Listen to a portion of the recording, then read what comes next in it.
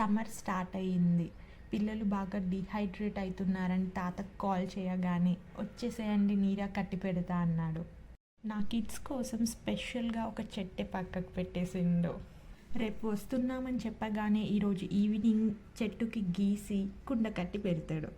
స్పెషల్గా నా కిడ్స్కి అన్అడల్టరేటెడ్ అండ్ ఒరిజినల్ నీరా ఇవ్వాలని. అందులో చాలా బెనిఫిట్స్ ఉన్నాయి.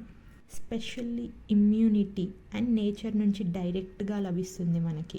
తాత గురించి ఎప్పుడో ఒక స్టోరీ షేర్ చేయాలనిపిస్తుంది నాకు.